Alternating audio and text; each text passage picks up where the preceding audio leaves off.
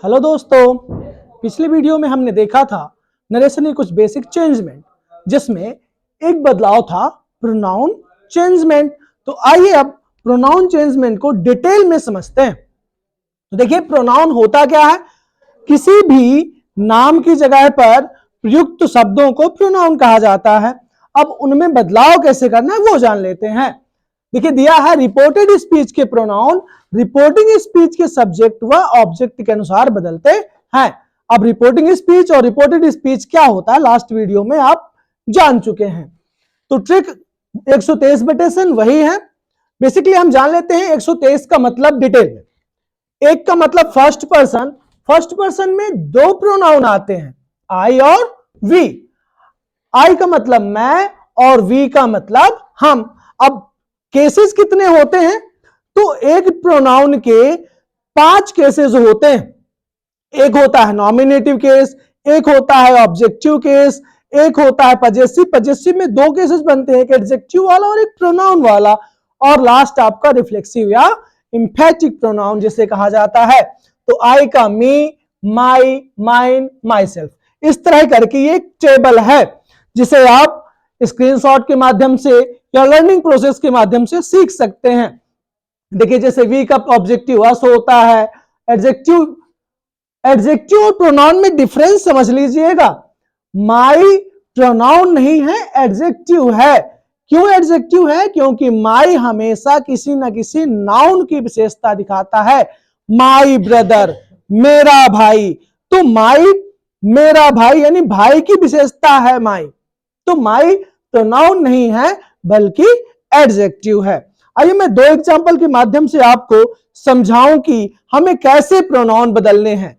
जैसे आप देख रहे होंगे, दिया है ही says to me I am your best friend. तो अब इसमें रिपोर्टिंग स्पीच क्या है? तो रिपोर्टिंग स्पीच है ही सेज टू मी, और आई एम योर बेस्ट फ्रेंड क्या है?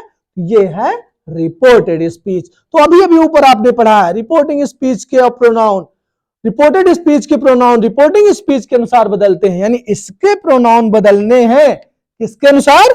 इसके अनुसार। तो देखिए, बदलता हूं मैं। तो सबसे पहला परिवर्तन किस चीज का होता है? पिछली वीडियो में आपको बताया था, सबसे पहला परिवर्तन रिपोर्टिंग वर्ब का परिवर्तन होता है। तो बदलते हैं, हो जाएगा ही। सेज जिस फॉर्म में होगी, अगर ट्रांसटिव है तो बदलना है, यानी मी है यानी ये ट्रांसटिव है, इसे हम टेल्स की फॉर्म में बदल देंगे। He tells me. कंजक्शन बताया था, दैट आएगा। अब प्रोनाउन बदलने की बारी आती है जो हमें सीखना है। आई, आई कौन सा पर्सन है? आई है आपका फर्स्ट पर्सन का कौन सा केस? Nominative case. तो ये जाएगा किसके अकॉर्डिंग? फर्स्ट पर्सन जाता है सब्जेक्ट के अनुसार। तो सब्जेक्ट क्या है इसका? ही, और ही भी कैसा केस है? नॉमिनेटिव केस है। यानी ये प्रोनाउन जिस केस में होगा, जिसके अनुसार बदलेगा उसी केस में आएगा। यानी आई ही के अनुसार बदलेगा तो ही का नॉमिनेटिव केस, ही ऑलरेडी नॉमिनेटिव केस है तो ही आ जाएगा। अब देखिए, इसमें कोई टेंस वेंस नहीं बदलना क्योंकि ये प्रेजेंट का है। तो ही के साथ बेसिकली एम ना आकर इज आएगा। अब योर कौन सा पर्सन है? तो आप देख पा रहे होंगे योर है सेकेंड पर्सन के कॉलम में, वो भी एडजेक्टिव वाले। योर है सेकेंड पर्सन का एडजेक्टिव, या कहें पजेसिव केस का एडजेक्टिव। तो ये बदलेगा, सेकेंड पर्सन बदलता है ऑब्जेक्ट के अकॉर्डिंग, और ऑब्जेक्ट है मी। तो देखिए, यू, योर एडजेक्टिव, मी का भी एडजेक्टिव आएगा माई। यानी यू जिस केस में है, यू आपका पजेसिव केस के एडजेक्टिव के केस में है, तो मी का भी पजेसिव का एडजेक्टिव केस ही आएगा, यानी योर की जगह पर माई आ जाएगा। He tells me that he is my best friend. अगले एग्जाम्पल में थोड़ा सा और डिटेल में समझ लेंगे। जैसे दिया है, Radha will say to Krishna I shall dance with him. Radha Krishna से कहेगी कि मैं उसके साथ नाचूंगी। अब कैसे परिवर्तित करेंगे? तो ये से आपकी कैसी है? ट्रांसटिव है, यानी इसको हमें बदलना पड़ेगा। तो हो जाएगा राधा विल टेल कृष्णा क्या कहा? कृष्णा से कहा मैं उसके साथ नाचूंगी, यानी दोनों को जोड़ने के लिए दैट लगाना पड़ेगा। आई कौन सा पर्सन है भाई? आई है आपका फर्स्ट पर्सन, और फर्स्ट पर्सन का नॉमिनेटिव केस, तो फर्स्ट पर्सन बदलेगा सब्जेक्ट के अकॉर्डिंग। सब्जेक्ट क्या है? राधा। हाँ, ये बात भी समझ लें आप कि कोई भी नाउन, हर एक नाउन थर्ड पर्सन होती है। अगर कोई पुरुष है तो थर्ड पर्सन का पुरुष के लिए ये जो ही है, ही का मतलब वह है, ये पुरुष के लिए आता है, और ये जो सी है, सी का मतलब भी वह होता है, ये स्त्री के लिए आता है। तो अब राधा क्या है? पुरुष है या स्त्री है?